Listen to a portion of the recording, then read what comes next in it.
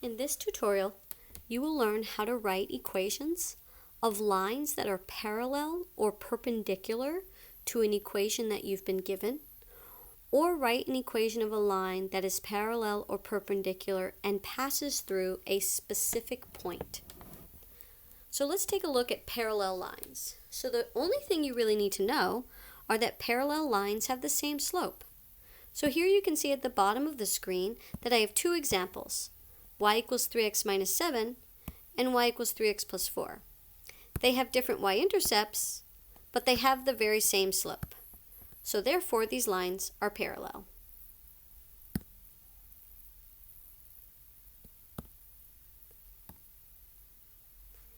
If we look at this question here, and I ask you to choose the equation of the line that is parallel to y equals 5x minus 3, which one would you choose? So the first thing you need to know is, what is the slope of the line you're given? The slope, when written in y equals mx plus b form, is the coefficient of x. So the slope for this example is positive 5. So if the slope is 5, then that means we're looking for an equation that has a slope of 5 or a coefficient of x that is positive 5. And that would be choice B.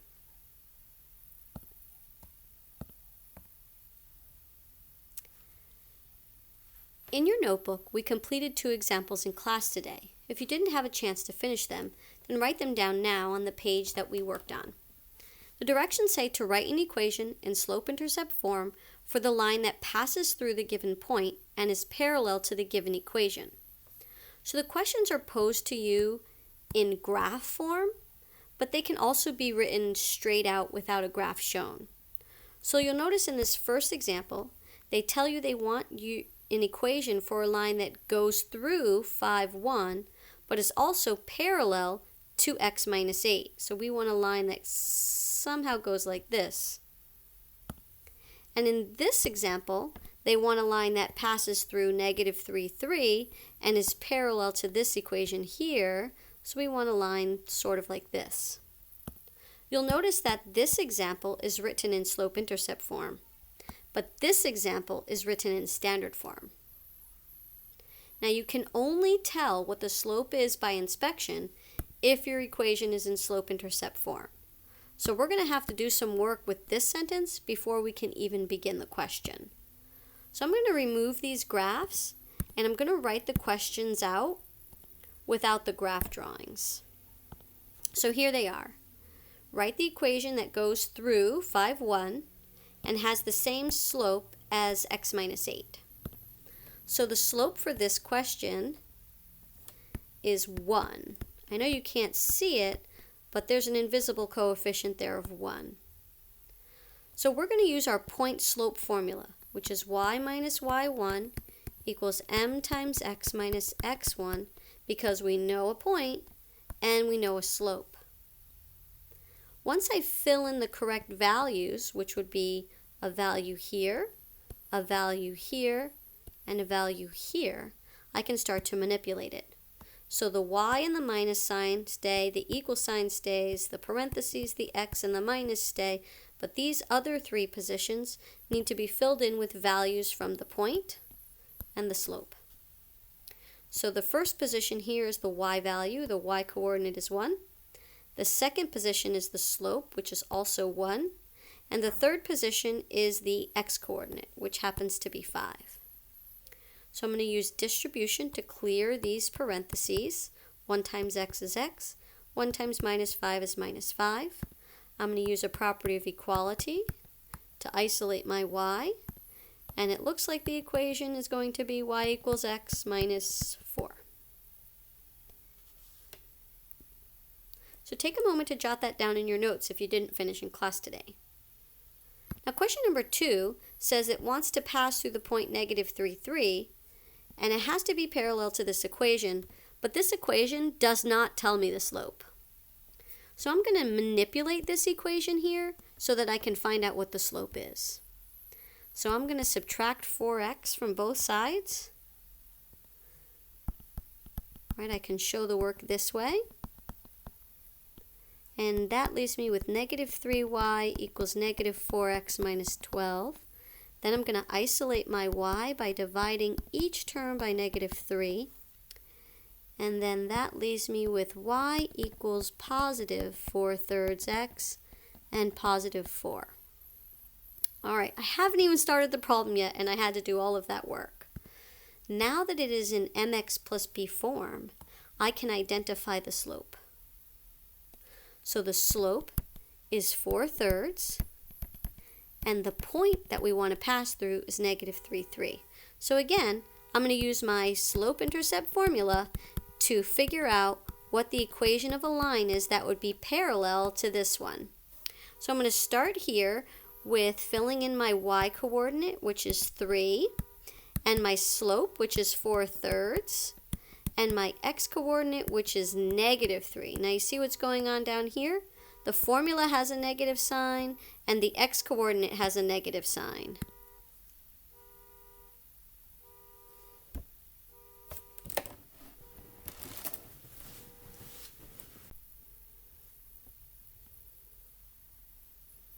So be careful when you are starting to distribute here that you simplify this equation first. So y minus 3 is fine, the 4/3 is fine, but x minus a minus 3 should be simplified to this. Now I can start distributing, and then I would get y minus 3 equals 4/3 x, and 4/3 times 3, 4 times 3 is 12, and 12 divided by 3 is 4.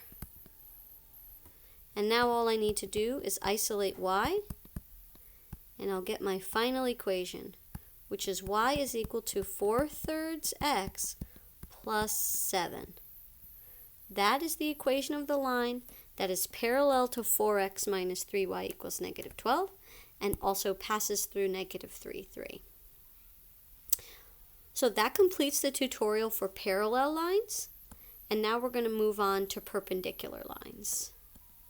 So perpendicular lines have opposite, that means different signs, and reciprocal slopes. And reciprocal is when you flip the numerator and denominator.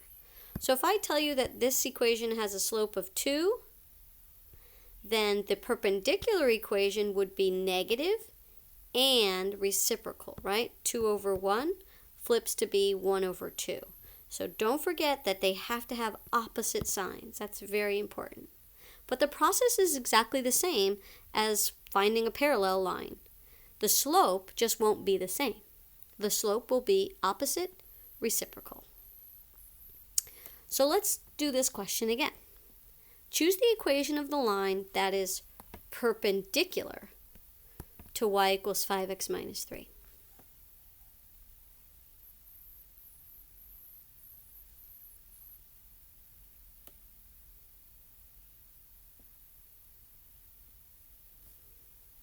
So it looks to me like 5 would have an opposite of negative 5. And if I take the reciprocal of that, I would get negative 1/5. So I'm looking for anything that has a slope of negative 1/5. This one does not. This one does. And so does this one. So for this one, both of these lines would be perpendicular. So if y equals 5x minus 3 looks like this, then y equals 8 minus 1/5 x might look like this. And y equals negative 1/5 x minus 4 might look like this, where they both intersect at 90 degrees, but they intersect at different locations. All right, let's take a look at the example you have in your notes. So the example that you have in your notes gives you an equation which, just like the last one, is not written in slope-intercept form. So when you manipulate it, you get this equation. And once you have the equation in y equals mx plus b order, you can take the slope and find the reciprocal of it. So the reciprocal would be 3/2, but the opposite would be positive. So it looks like our new equation has to have a positive 3/2 put into the slope position. And that's what they did here. If I give you a point, then you put that into the y1 and the x1 positions. So you have this example in your notes already, so you can look through it if you need to. So they used the point slope formula, they plugged in their point and their new slope, they distributed, and they moved the 6 to the other side, and they got their final equation. So make sure you read through this example before we start the next two. If you have room in your notes, you should copy down these next two questions into your notebook. So here we go. Question example number 3, because we did the first two on parallel, and so 3 and 4 will be on perpendicular lines. So it looks like I have my point, and it looks like I know my slope. So my new slope for my perpendicular line has to be opposite, so it's going to be positive, and it has to be the flip or reciprocal of this. So the new slope is going to be 3. So let's fill in our point slope formula. So y minus y1 equals m times x minus x1. So keep the y minus, fill in the negative 2, because that's a point. Fill in your new slope, which is positive 3, and then fill in your x1 point, which is negative 2. So I've got a lot of double signs all over the place, so let me simplify this before I distribute. Y plus 2 equals 3 times the quantity x plus 2, and now I can distribute. Y plus 2 equals 3x plus 6, minus 2 minus 2, y equals 3x plus 4. And that's how you do it. So pause the video if you need to go back and look at my steps here. I'm going to start example number 4. I'm going to start first by manipulating my standard form equation so that it is in y equals mx plus b order. I'm going to take a shortcut here. Instead of writing the property of equality, I'm just going to circle and switch, which gives me an opposite sign, negative 4x minus 6. Divide everybody by 3, and that gives me y equals negative 4/3 x minus 2. So my slope for my perpendicular line would be positive, because that's the opposite sign, and it would be 3/4 because that's the reciprocal. So I'm going to start with my point slope equation. Y minus y1 is negative 5, and then my slope here is going to be 3/4, and my x1 is going to be negative 6. Again, I have a lot of double signs here, so let me simplify before I distribute my slope. So y plus 5 equals 3/4 x plus 3 times 6 is 18. 18 divided by 4 is 18/4. But I can also reduce this first. So 18 over 4 is going to be 9 over 2. So I'm going to leave it in fraction form because my slope is in fraction form.